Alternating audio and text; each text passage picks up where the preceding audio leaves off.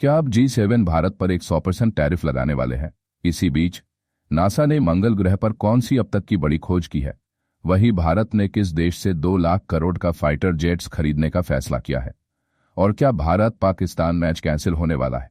दोस्तों, ये वो खबरें हैं जो आपको टीवी मीडिया में नहीं दिखाई जाती। तो अगर वीडियो अच्छी लगे तो चैनल को सब्सक्राइब और वीडियो को लाइक जरूर कीजिएगा और कमेंट सेक्शन में जय हिंद लिखना मत भूलिएगा। चलिए शुरू करते हैं। सबसे पहले बात करते हैं उस भू राजनीतिक समीकरण की जो आज पूरी दुनिया के पावर बैलेंस को प्रभावित कर रहा है। अमेरिका, भारत और रूस का त्रिकोण। रॉयटर्स की रिपोर्ट ने चौंकाने वाला खुलासा किया है। अमेरिका ने अपने सबसे करीबी सहयोगियों जो साथ और यूरोपीय संघ से कहा है कि वे भारत और चीन पर नए टैरिफ लगाएं। यह एक साधारण व्यापारिक विवाद नहीं है। इसके पीछे एक गहरी और जटिल कहानी है। जब पश्चिमी देशों ने रूस पर सख्त प्रतिबंध लगाए तो उनका मकसद था उसकी अर्थव्यवस्था को पूरी तरह पंगु बना देना ताकि वह यूक्रेन युद्ध को जारी न रख पाए। लेकिन रूस ने अपनी रणनीति बदली और अपना तेल रियायती दरों पर भारत और चीन जैसे बड़े खरीदारों को बेचना शुरू कर दिया। भारत ने इस मौके को भुनाया। सस्ते कच्चे तेल को अपनी रिफाइनरियों में प्रोसेस करके उसने रिफाइंड पेट्रोलियम प्रोडक्ट्स जैसे डीजल और पेट्रोल बनाए और उन्हें यूरोप समेत पश्चिमी बाजारों में बेचा। सोचिए, जिन देशों ने रूस पर पाबंदी लगाई थी वही देश अनजाने में उसी रूसी तेल से बने उत्पादों को खरीद रहे हैं। यह एक तरह का गोल चक्कर है जहां रूस पर लगे प्रतिबंध अप्रत्यक्ष रूप से उन्हीं देशों को वापस लौट कर आ रहे हैं जिन्हें उसने कमजोर करने की कोशिश की थी। अमेरिका की यह नाराजगी सिर्फ आर्थिक नुकसान तक सीमित नहीं है, यह राजनीतिक और रणनीतिक हताशा भी है। अमेरिका और उसके पश्चिमी सहयोगी यह नहीं चाहते कि भारत जैसी उभरती शक्ति रूस के साथ अपने संबंधों को मजबूत करे, खासकर ऐसे समय में जब वे रूस को अलग थलग करने की कोशिश कर रहे हैं। लेकिन भारत का रुख बिल्कुल साफ है। प्रधानमंत्री मोदी के नेतृत्व वाली सरकार ने स्पष्ट संदेश दिया है कि भारत अपने राष्ट्रीय हितों को सबसे ऊपर रखेगा। अगर भारत को अपनी ऊर्जा सुरक्षा सुनिश्चित करने के लिए रूस से सस्ते तेल की जरूरत है तो वह उसे खरीदता रहेगा। यह नया भारत है जो किसी भी देश के दबाव में नहीं आएगा। अगर अमेरिका भारतीय बाजार तक पहुंचना चाहता है तो उसे भारत को भी अमेरिकी बाजार में बराबरी का हक देना होगा। यह एक नया नॉन अलाइंड मूवमेंट है जहां भारत किसी एक गुट का हिस्सा बनने के बजाय अपनी स्वतंत्र विदेश नीति पर कायम है। दोस्तों, आपको क्या लगता है? क्या भारत सही कर रहा है या गलत? कमेंट करके जरूर बताइएगा। नेक्स्ट अपडेट में बात करते हैं। अब अंतरिक्ष और विज्ञान की दुनिया में चलते हैं जहां नासा ने एक ऐसी खोज की है जो हमारे ब्रह्मांड को देखने का नजरिया बदल सकती है। एनडीटीवी की रिपोर्ट बताती है कि परसेवरेंस रोवर ने मंगल ग्रह पर कुछ ऐसे सबूत खोजे हैं जो अब तक के सबसे मजबूत संकेत हैं कि वहां कभी सूक्ष्म जीवन रहा होगा। यह खोज कोई साधारण चट्टान या खनिज की खोज नहीं है। रोवर ने मंगल की मिट्टी और चट्टानों में कार्बन आधारित यौगिक खोजे हैं जिन्हें वैज्ञानिक बायोलॉजिकल मार्कर कहते हैं। धरती पर ये यौगिक जीवन की उपस्थिति का सबसे बड़ा प्रमाण है। इसका मतलब यह है कि अरबों साल पहले जब मंगल पर पानी और एक घना वातावरण था तो वहां जीवन की परिस्थितियां मौजूद रही होंगे। यह खोज न सिर्फ मंगल तक सीमित है बल्कि यह हमारे पूरे ब्रह्मांड को समझने का नजरिया बदल सकती है। सदियों से इंसान यह सवाल पूछता रहा है, क्या हम ब्रह्मांड में अकेले हैं?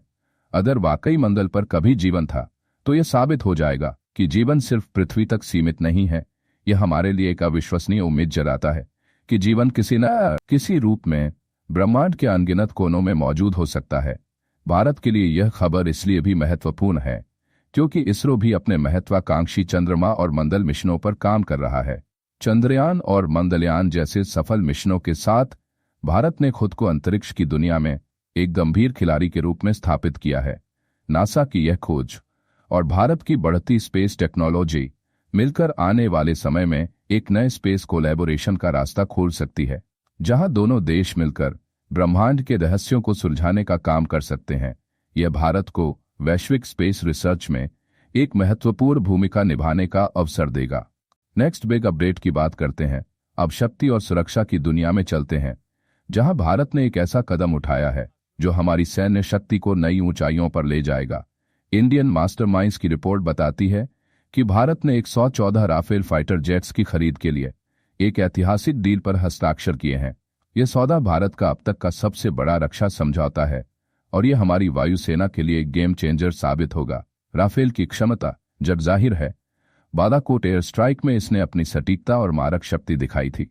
लेकिन 114 राफेल का मतलब है भारतीय वायुसेना को न सिर्फ संख्या में बल्कि तकनीकी बढ़त ने भी पाकिस्तान और चीन पर भारी बढ़त मिलना। यह सौदा सिर्फ हथियारों की खरीद नहीं है बल्कि आत्मनिर्भर भारत की दिशा में एक बड़ा कदम भी है। इन विमानों का एक बड़ा हिस्सा भारत में ही बनाया जाएगा। इससे मेक इन इंडिया को बढ़ावा मिलेगा और हमारी रक्षा निर्माण क्षमता और मजबूत होगी। यह समझौता भारत की रणनीतिक स्वायत्तता का प्रतीक है। जब हमारे पास सबसे आधुनिक और घातक हथियार होंगे तो कोई भी देश भारत को दबाव में लाने से पहले 100 बार सोचेगा। यह सिर्फ हवाई शक्ति नहीं है, यह भारत के बढ़ते वैश्विक कद का सबूत है। यह हमारी स्वतंत्र विदेश नीति की मजबूती है। यह सौदा भारतीय वायुसेना को त्रिशक्ति देगा, हवा में वर्चस्व, सटीक हमला करने की क्षमता और दुश्मन के इलाके में घुसकर ऑपरेशन करने की ताकत। दोस्तों, आपको क्या लगता है, भारत को फ्रांस से राफेल खरीदना चाहिए या रूस से Su-57? कमेंट करके अपनी राय जरूर दीजिएगा। अब रुख बदलते हैं खेल की दुनिया की तरफ, जहां खेल भी राजनीति से अछूता नहीं है। एनडीटीवी की रिपोर्ट बताती है कि एशिया कप 2025 का भारत पाकिस्तान मैच सिर्फ एक क्रिकेट मैच नहीं बल्कि दो देशों की राजनीतिक और भावनात्मक जंग बन चुका है। पाकिस्तान में इस मैच का बहिष्कार करने की मांग जोर पकड़ रही है। सोशल मीडिया पर बॉयकॉट इंडिया जैसे हैशटैग ट्रेंड कर रहे हैं। मोदी सरकार के खिलाफ पुतले जलाए जा रहे हैं और यह कहा जा रहा है कि पाकिस्तान को भारत से किसी भी तरह के खेल संबंध नहीं रखने चाहिए। लेकिन दोस्तों, हकीकत यह है कि जब जब भारत और पाकिस्तान क्रिकेट मैदान में आमने सामने आते हैं तो यह सिर्फ मैच नहीं होता, यह दो देशों की भावनाओं का सवाल होता है। यह उनकी राजनीति और राष्ट्रीय गर्व का सवाल बन जाता है। इस मैच को लेकर दोनों तरफ ऐसा माहौल बनता है जहां हार जीत सिर्फ स्कोरबोर्ड तक सीमित नहीं रहती बल्कि इसे राष्ट्रीय सम्मान से जोड़ दिया जाता है। भारत इस विवाद से बेपरवाह दिखता है। भारतीय क्रिकेट बोर्ड का रुख साफ है कि खेल को राजनीति से अलग रखना चाहिए। भारत जानता है कि अगर वह इस राजनीतिक जंग में शामिल होता है तो वह उन ताकतों को बल देगा जो खेल को बांटना चाहती हैं। भारत अपनी गरिमा बनाए हुए है। पाकिस्तान की तरफ से आ रही प्रतिक्रियाओं को गंभीरता से नहीं ले रहा है। यह भारत की परिपक्वता को दर्शाता है। खेल को खेल रहने देना ही सबसे बड़ा संदेश है। दुनिया यह देख रही है कि असल में कौन सा देश खेल पर राजनीति को हावी कर रहा है। लास्ट अपडेट में अब बात करते हैं पाकिस्तान की, जहां उसकी अपनी बनाई हुई मुसीबतें उसे ही डस रही हैं।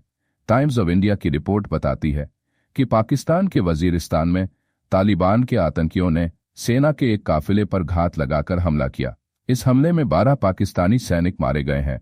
इस हमले की जिम्मेदारी टीटीपी यानी तहरीके तालिबान पाकिस्तान ने ली है। यह घटना बताती है कि पाकिस्तान की सबसे बड़ी चुनौती भारत नहीं है बल्कि उसका अपना आतंकी ढांचा है जिसे उसने कभी स्ट्रेटेजिक डेप्थ के नाम पर पाला पोसा था। आज वही आतंकवाद उसके सैनिकों को निशाना बना रहा है। पाकिस्तान ने अफगानिस्तान में तालिबान का समर्थन किया, यह सोचकर कि वे भारत विरोधी ताकतों के रूप में काम करेंगे। लेकिन अब वही तालिबान और उससे प्रेरित संगठन टीटीपी पाकिस्तान के खिलाफ ही हमले कर रहे हैं।